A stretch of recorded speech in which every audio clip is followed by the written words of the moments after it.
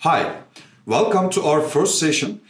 I'm Onur, Product Manager of StationScout, and today I will show you how StationScout can help you save time while testing your RTU gateway protocol translation for control center communication. Let's save our time with the introduction and start with the first item on our agenda. Firstly, I will share some background knowledge about one of the most common communication protocols used for control center communication, IEC 60870-5-104. The control center communication protocol is essential for the efficient and reliable monitoring and controlling of substations within an electric power grid. The IEC 104 protocol is a prevalent choice for control center transmission due to its high-speed real-time data transfer capability and security provisions. The IEC 60870-5-104 communication protocol, frequently referred to as IEC 104, is an extension of the IEC 60870-5-101 protocol. It is designed for telecontrol and SCADA applications, primarily utilized in electric power systems to communicate with the control center. The IEC 104 protocol is based on the TCP and provides support for high-speed communication, secure authentication, and more efficient data transmission. It enables communication between control stations and substations via a standard TCP IP network, ensuring reliable and secure data exchange. The translation between the IEC 61850, referred as Local Area Network, and IEC 104, also Wide Area Network, is configured with RTUs connected to both networks and acting as a gateway. This configuration is commonly based on copy-pasted sheets of signal lists and bulk imported to RTU configurations, which makes it prone to errors. Given the criticality of the signals in question, this protocol translation must be subjected to attentive testing and verification before commissioning, in addition to periodic repetition following each firmware update, configuration change, or expansion. Unfortunately, the general approach before commissioning on the field is to use sample testing of pre-selected signals with manual observing multiple technicians. IEC 104 supports various data types and transmission preferences, making it versatile for different applications. It is particularly useful for real-time data transmission and control commands in power systems. To have a more on-point understanding of how StationScout will help you save your time with RTU gateway testing, let's talk about commonly used IEC 104 terms. The sheet represented here shows the formats of the IEC 104 addressing. As distinct from the IEC 61850 standard, the addresses of the IEC 104 signals are defined as numeric. Two important addresses are cast to address, a unique freely assigned address that identifies the type of information it contains, and the destination RTU or IED, often referred to as a substation address. B. IOA address. Information object addresses represent the specific data points or variables within an ASDU, often referred to as a signal address.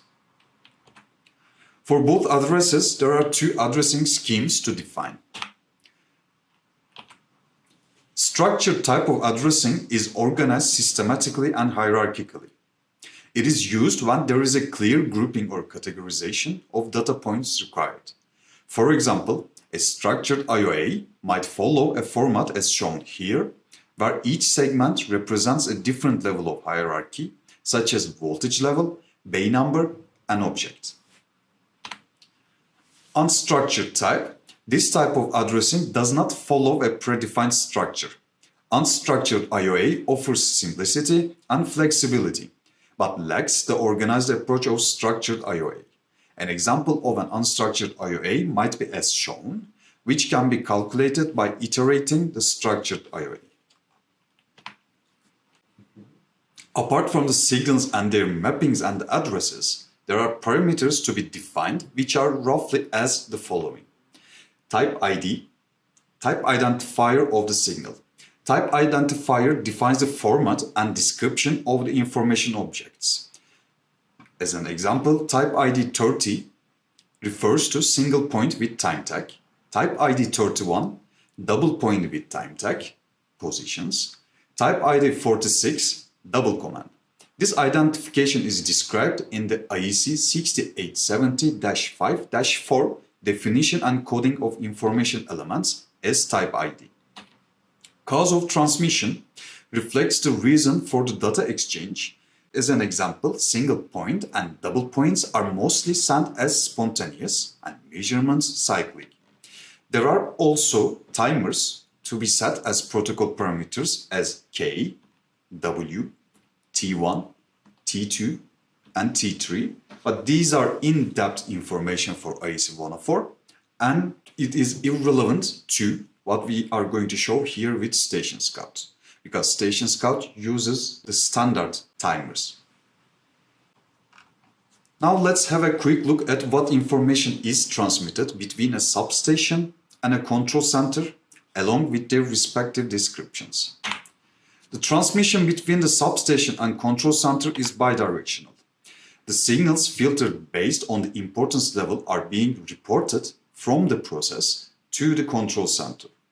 Additionally, the control center sends control commands to set the signal values to a desired. The RTU within the substation behaves as the gateway to the control center. The RTU becomes a client of the IED's MMS reports and collects the required information. Followingly, the RTUs translate this IEC 61850 signal value to the IEC 104 communication protocol and become an IEC 104 server. The control center connects through a desired route to the substation and becomes the client to the RTU's IEC 104 server. Generally, the signals that are being transmitted from this substation to the control center are positions, such as switchgear positions, local remote key switch positions, which can be translated as double point statuses, binary signals, such as SF6 warning, protection trip. These are single point status signals. Analog measurements, voltage, current, power, energy, tap position, etc. These are numeric signals and other critical information if desired.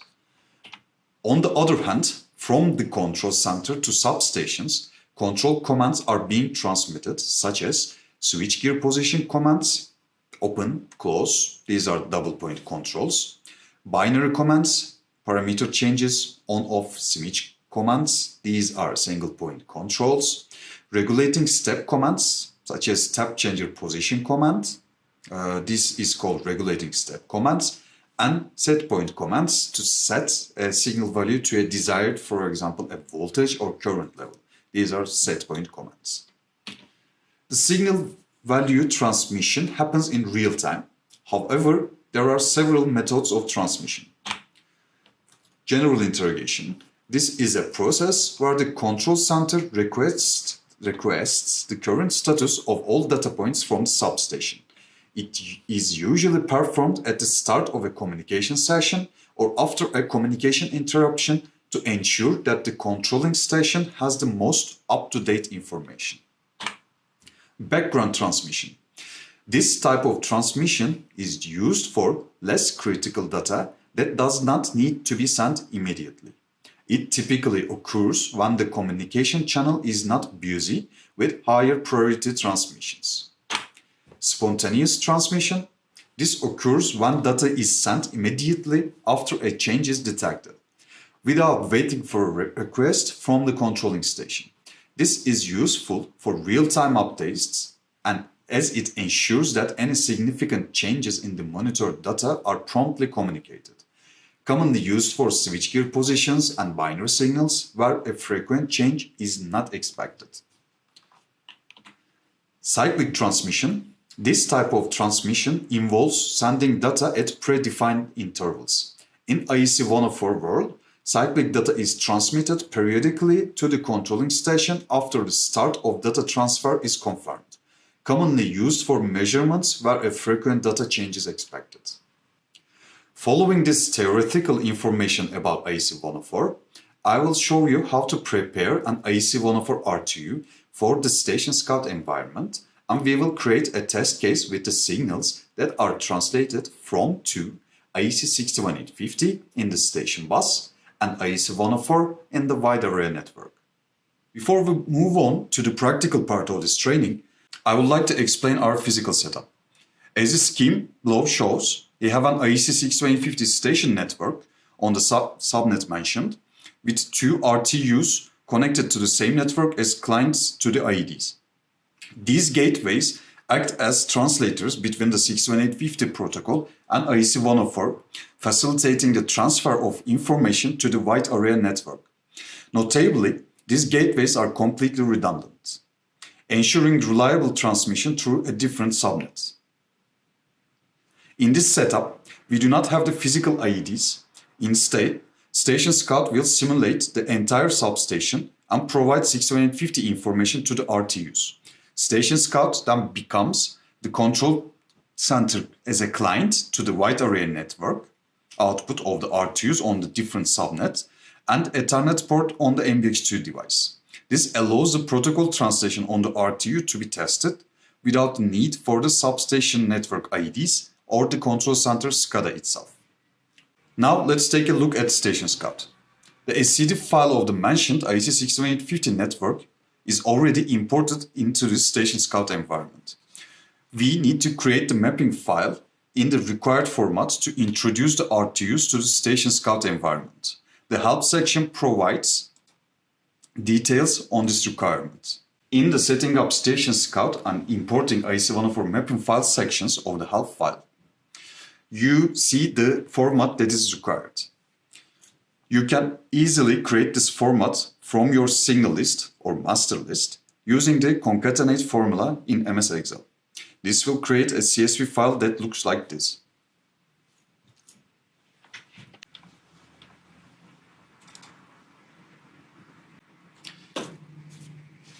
So this is the CSV file that has been previously created to import this IEC104. As shown in the help file, the format here stands for the A column, the name of the RTU, freely definable. Then the IP address of the RTUs to be imported on the B column. Here you can see two different IP addresses for two different gateways. C column stands for the casto address, D for the IOA, information object address, and E, the type identificator. On the F column, the 61850 signal is referred, and G has an optional column here for definition of these signals. This can differ from 61850 to make a distinction between IEC61850 and IEC104 signals and make them visible easier. Now, to import this IEC104 CSV file, we go back to StationScout, use the File menu, and import IEC104 mapping. Once the import is complete, you will see the RTUs in StationScout system diagram with the names given in the CSV file.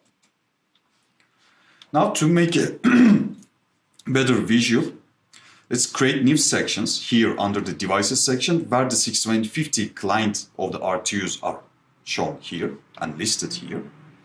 To add devices, add sections, we use this add button on the devices overview. I've created two sections. I'm going to name them. It's Gateway 1 and Gateway 2. Now I will move the IEDs to their respective sections to have a better visualization.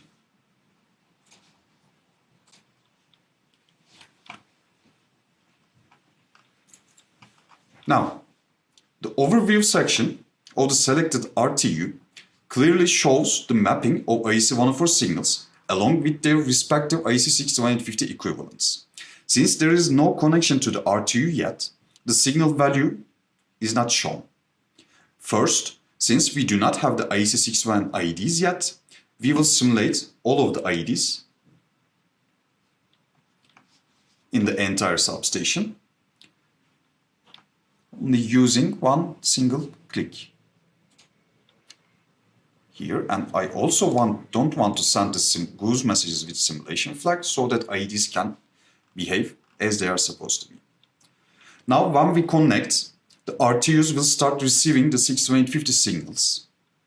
We will assign to connect to the substation to go live. We need to assign IPs to appropriate ports of the MBX device. To do that, we come here, device configuration, then network section, and here we start defining the IP addresses for these ports connected. The A port is connected to the station bus, and we have this IP address for this A port in station bus subnet. And C port is connected to a switch, which the wide array network port of both RTUs is connected. Now, defining this IP address here will allow us to connect to both of the RTUs at the same time through a single port and test them simultaneously. Here I have given a different subnet than the station bus. And now we go live.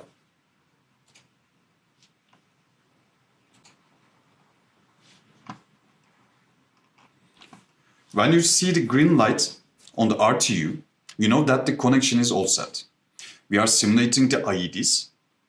So this gives us a chance to stimulate every single signal and do some quick manual check. I will show you how this works with the switch position. You can either click the RTU to see that, or IED itself, or the HV equipment. Let's start with the HV equipment part.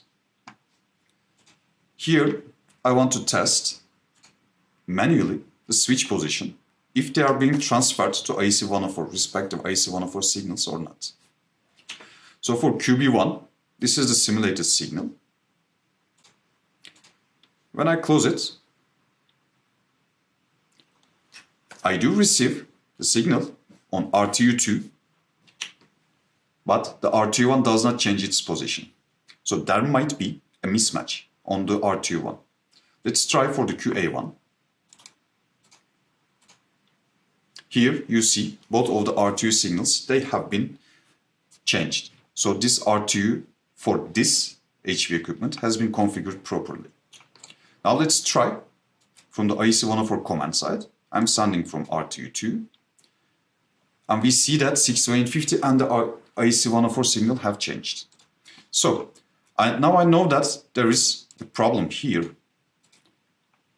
But I want to return back and configure my RTU once I complete all the tests and have a report. You can do the manual check on as much as signals as you like. The great thing is that since we can easily create test cases for each and every signal and have StationScout automatically monitor them, you can start saving your precious time right away. Let's get started on creating the test cases. I will start with the positions from the substation to the control center. So here on bay number 1, there is one single IED, and I will start creating the signal test case.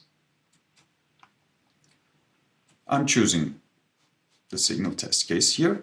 Now I need to add signals. Since this is a test case for switchgear positions, I just want to name it pos bay 1 to control center.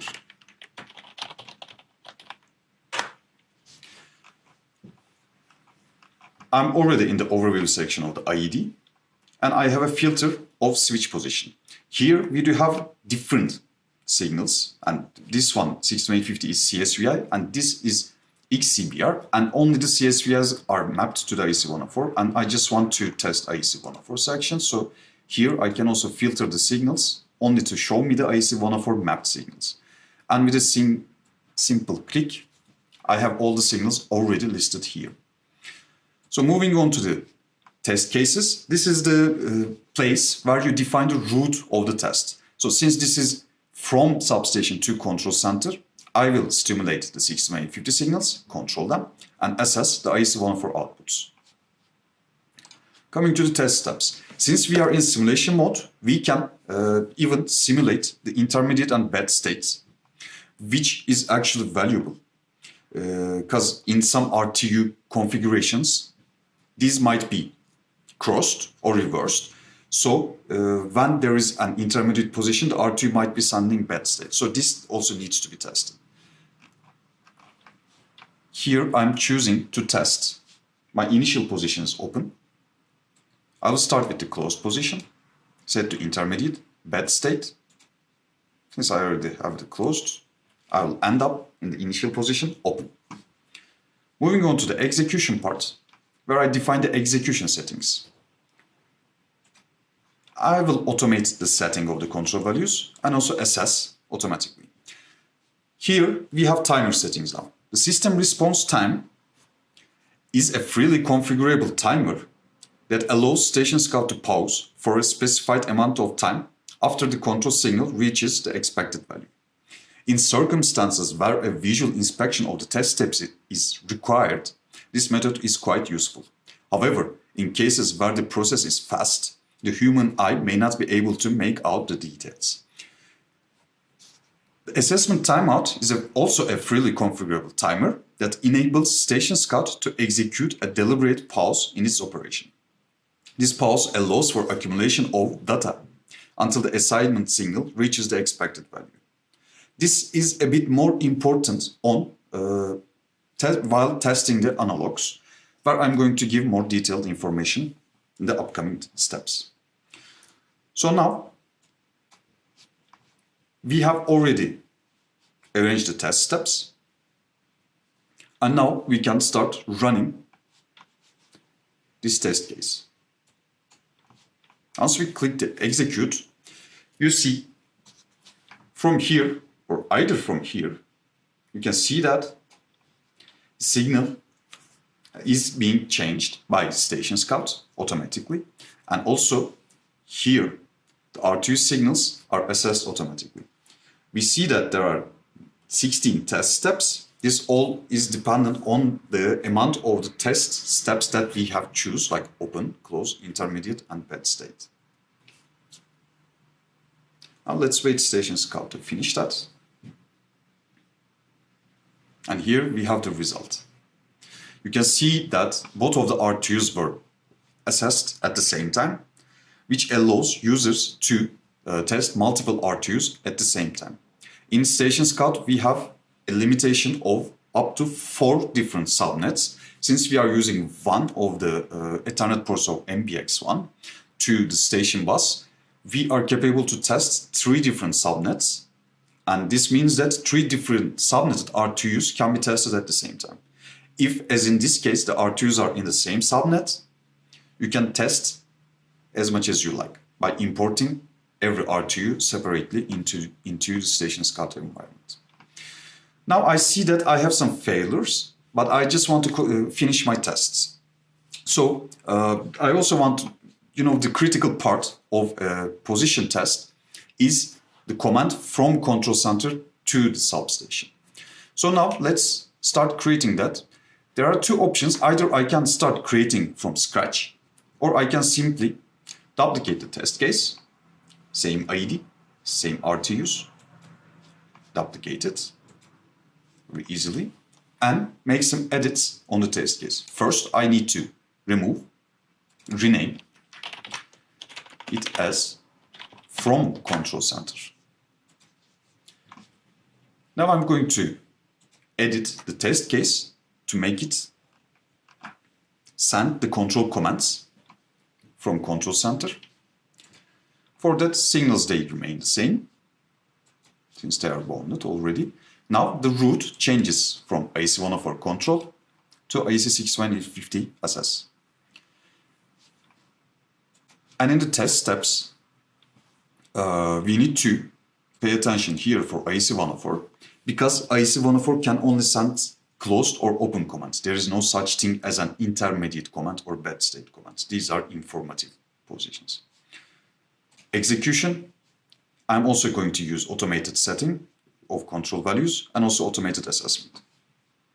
Finish setup, and I have the test steps ready. Now, when I execute, I receive this warning that StationScout is going to change the positions. Now, when I say continue, it will start sending the commands. Here, we again have 16 steps. Normally, we should have less because we unchecked the intermediate and bad position. But StationScout has bonded two different RTUs. So the commands has to be sent from both of the RTUs to the substation. This is why, again, we have 16 steps. Let's wait for StationScout to finish these 16 steps.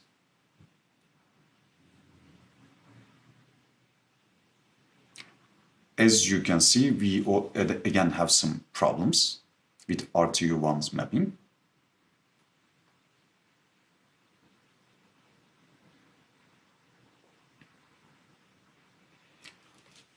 And now it's finished. I see that we have problems here. The reason why open is passed is that our initial state was open and it was just matching. But I can see that the close command is not working. I want to continue to my tests. And now, for the bay number 1,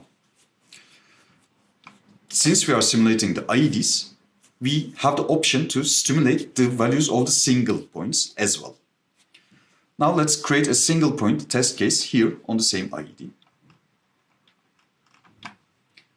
I'm unclicking switch position and then filtering only for the single points. And yet, since I'm testing the RTU, the IEC104 filter remains the same. I add everything to the test case. The RTUs, they also join here. And now test cases, as mentioned, the single points, I will control the 6950, stimulate the 6950 and assess from IEC104.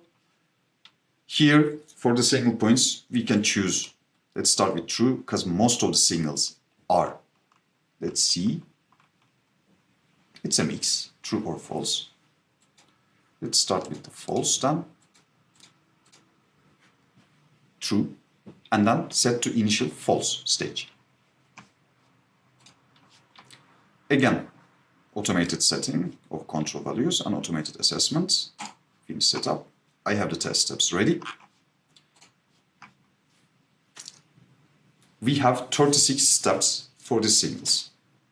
This is going to be faster since we do not have any mismatch arranged in this setting here. And it takes less than a second for each test step to be finalized. And again, as you can see, we are capable to test both of the RTUs assessment at the same time. These are single points and they are transmitted simultaneously. This is the reason why it's quite fast. We will see some interlock signals here since we set the initial stage as false for each signal, and the silo logical nodes, they require true for enables. For simulation mode, this will stay like this. You can easily actually manipulate the signals, or once you connect the IED itself, they will be automatically gone as soon as we read the IED and see the state of the signals.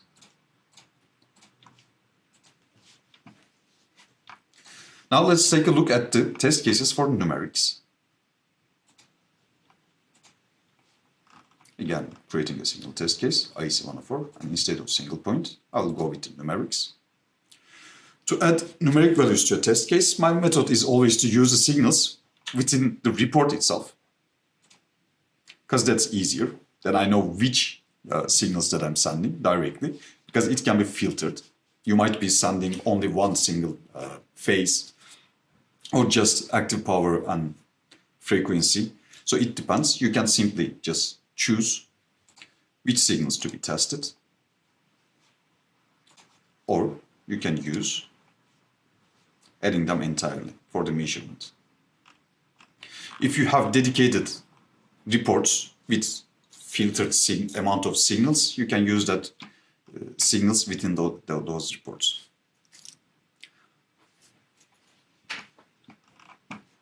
Here we have chosen too many.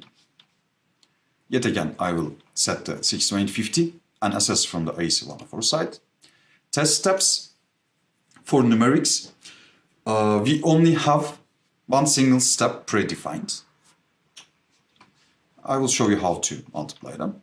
Automated setting of control values, again, automated assessment. However, I will just edit the assessment timeout. This is an effective method for RTU gateway testing. Actually, spontaneous, as mentioned, spontaneous transmissions occurs even faster than 300 milliseconds, as we have experienced right now.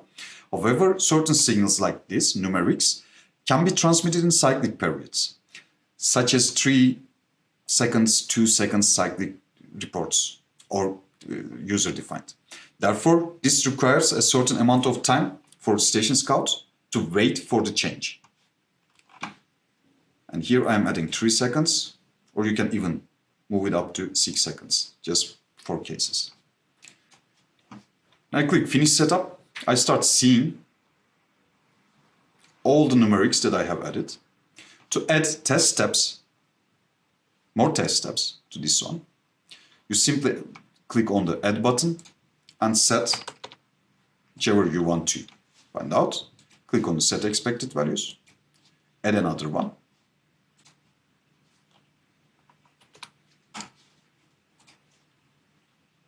If you want to add another one.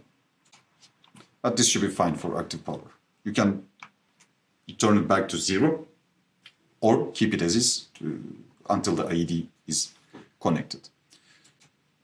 You can simply use this frequency, 55. I'm going to set 45 and return back. We have 55 and 45. You can add more to the values, but let's start with these ones first. For numerics, we decided to give users more freedom to choose the test steps.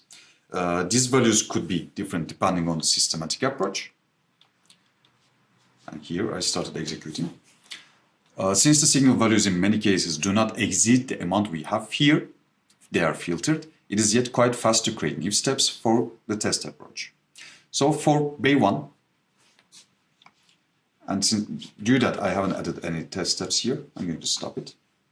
You see, we have the values at least that we have defined.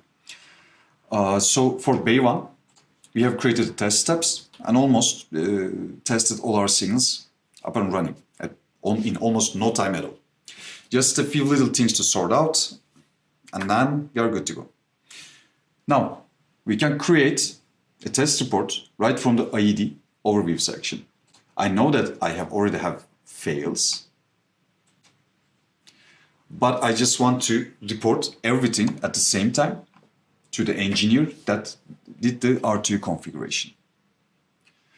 And here, with a single click, we have the test reports just done. Now copy this test report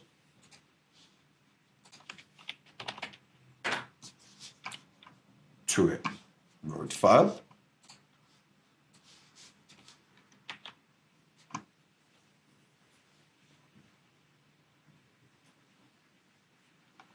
Paste it, and here we have the report ready.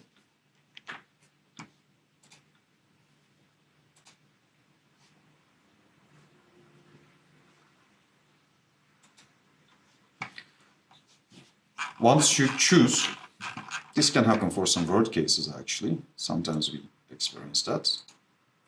If you just keep source formatting, you will receive a navigation pane here.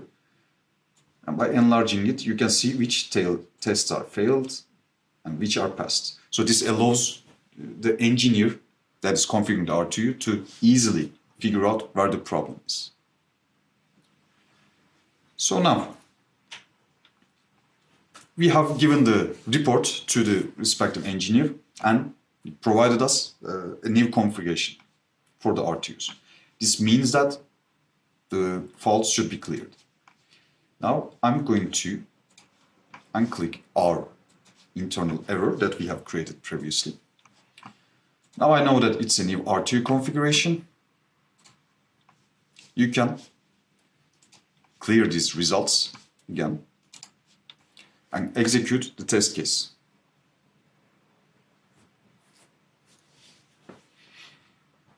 You see we are running the same test steps again, and since they are spontaneous, as mentioned previously, it happens super fast.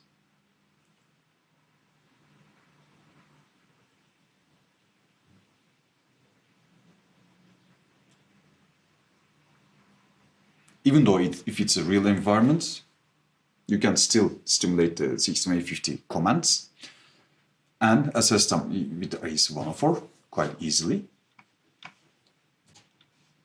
Like for example, the control center, if the IEDs were there. Let's check that. In our setup, I have the option to, with a single click, connect all the IEDs.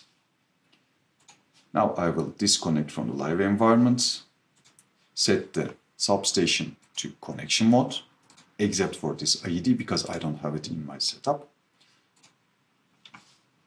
And once I go live, now you can see the real IED is already there. So for the same test, we clear the results of the previous test and rerun the same test with the new configuration. Again, as mentioned, we are sending the command from both of the RTUs to the same HV equipment, and thus the reason of 16 test steps. As mentioned earlier, and as we see here, it is possible to stimulate any type of signals while simulating the IED.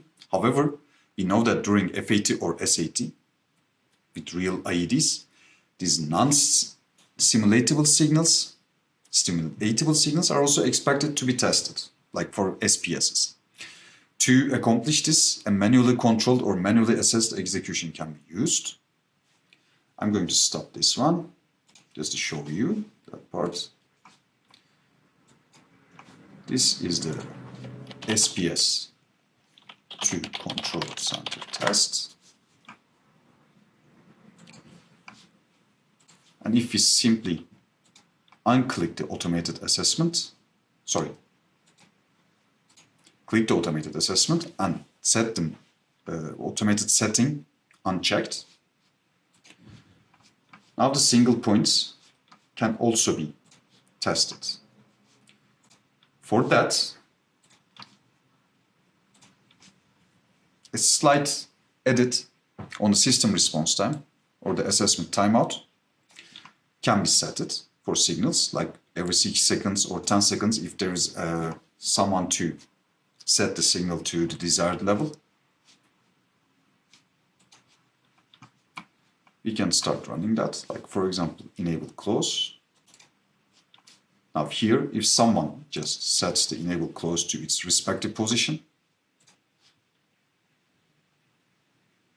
then StationScout will assess the RTU assessment automatically. And that brings us to the end of our practical demonstration. As you have seen, StationScout makes it easy to automate your RTU testing, verify signal mappings, and save your valuable time, whether during commissioning, routine checks, or troubleshooting.